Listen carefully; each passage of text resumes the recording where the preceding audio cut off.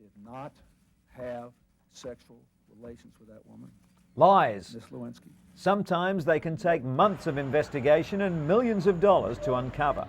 But cutting-edge technology from the Mayo Clinic may finally take the mystery out of deceit. According to doctors, when someone lies, there's a sudden warming around the eyes. The new device detects these altered heat patterns using high-definition thermal imaging equipment, which picks up on the subtle metabolic changes that can occur instantaneously.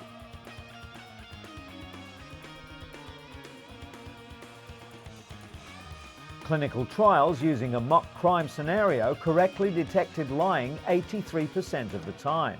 The next step is to develop even smaller cameras and determine if they are as accurate. Scientists at the Mayo Clinic believe that in time, their lie detector will have many practical applications in the security and law enforcement industry, such as at airports and border checkpoints.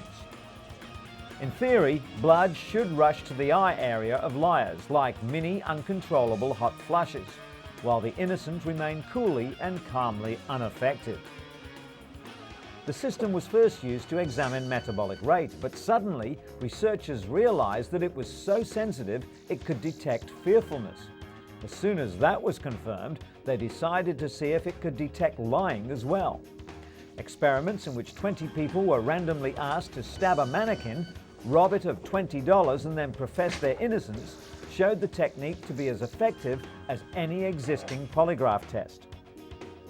The thermal camera correctly identified 90% of the true innocents. While polygraph tests have long been considered too slow and cumbersome to be used for airport security, thermal imaging cameras might be a practical and reliable alternative. New technology has also come to the aid of cystic fibrosis sufferers who've been unable until now to travel far from home. CF patients like Kristen McFall are using a new medical device to fight the deadly disease. She's now able to live by herself and not depend on others for treatment. The airway clearing device is called the vest, and it helps clean the lungs of excess mucus by oscillating the chest wall repeatedly. Melody Green has had 2 double lung transplants.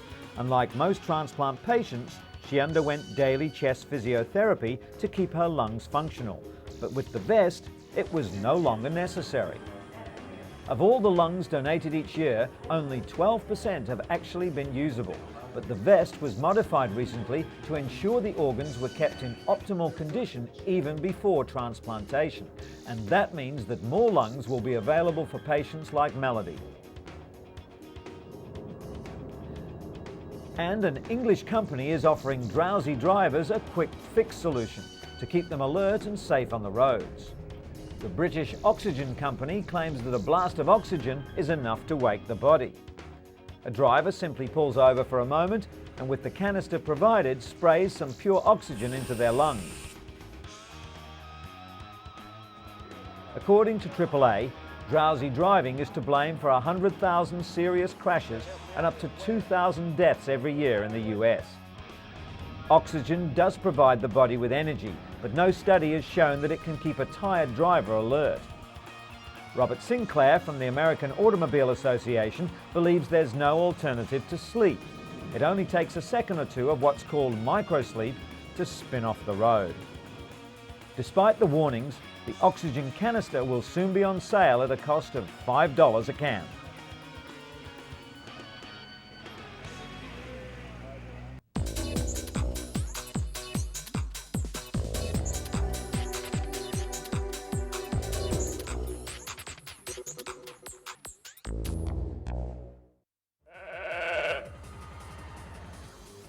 Five and a half years after becoming the world's first cloned sheep, researchers report that Dolly has developed arthritis, raising fears that the cloning process may have given her a genetic defect.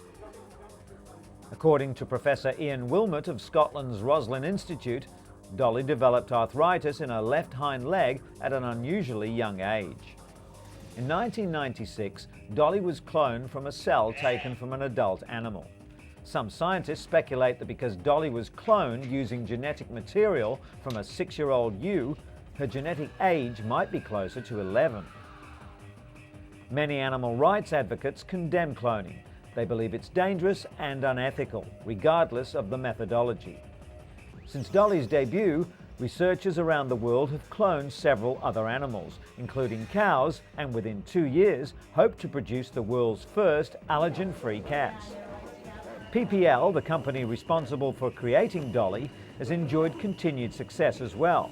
Their cloned piglets represent a major step towards producing animal organs and cells for use in human transplants. The so-called knockout pigs have their alpha-1,3-galactosyl transferase gene inactivated.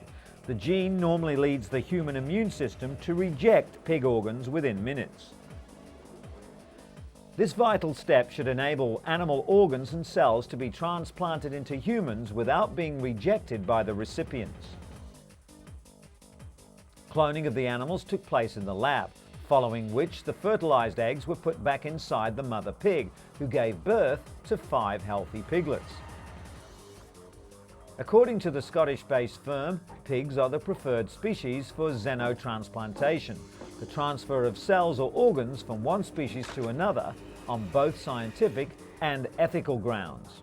The world's first knockout pigs have been confirmed through DNA tests to have one of their 2 copies of the gene inactivated. The potential benefit they offer is immeasurable, as countless patients who would have died while waiting for human organs to become available can now be saved. In related news, US President George W. Bush reiterated that human life should not be destroyed for the purpose of embryonic stem cell research, after hearing that scientists in Massachusetts created the first cloned human embryos. The groundbreaking experiment proves that a single cell taken from a human adult can be coaxed into a healthy young embryo. However, the medical advance raises ethical concerns because it requires the creation of human embryos solely for the purpose of destroying them. Researchers at Advanced Cell Technology also cloned several healthy cows, using the same cloning process to create the 6-celled embryos. The scientists say their intention is not to create cloned human beings, but to develop immune-compatible cells to treat degenerative diseases. Although in August, President Bush announced he would allow limited funding for several already existing stem cell lines, some members of Congress warned they will work to prevent further research studies in the US altogether.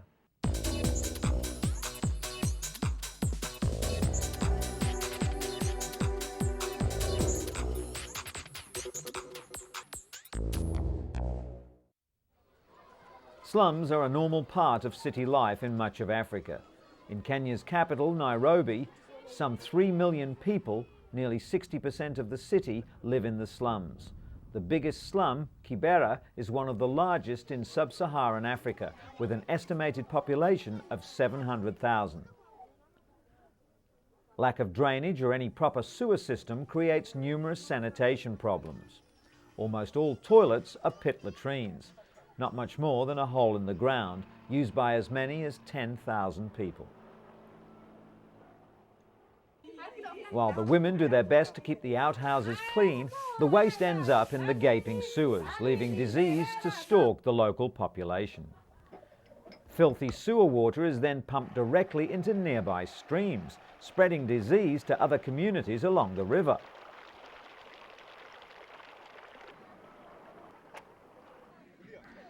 But the flying doctors from the African Medical and Research Foundation, or AMREF, have come to save the situation through an intensive health campaign aimed at improving the water and sanitation in the slums.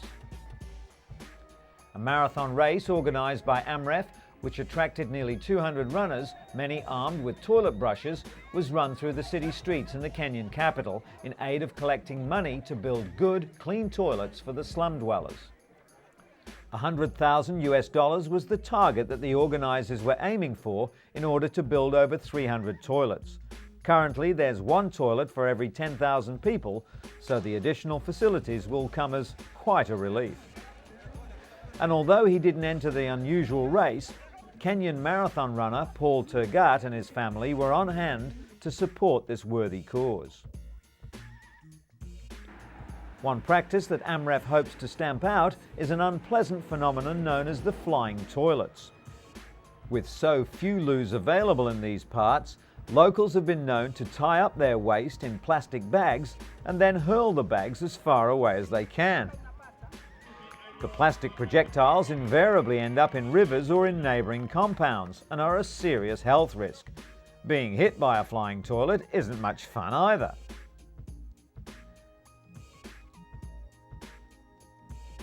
Race winner 20-year-old John Cutio told the crowd that he too comes from Kibera and will benefit as much as anyone from the day's event.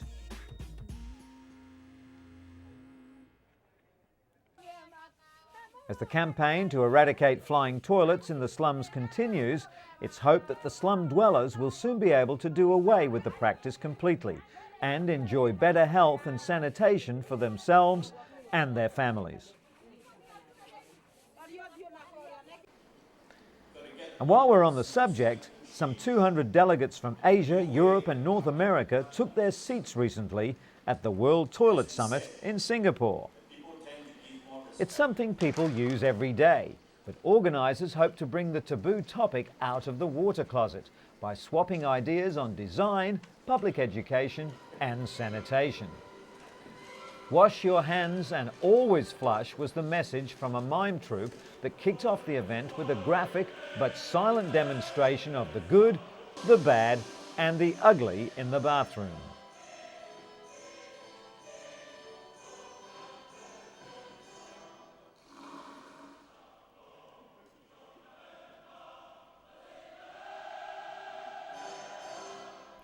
Singapore is already at the forefront of enforcing toilet etiquette with fines for not flushing and automatic devices that sense when to send the water surging.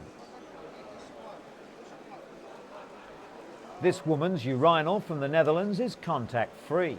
The user simply hovers over it without touching the bowl.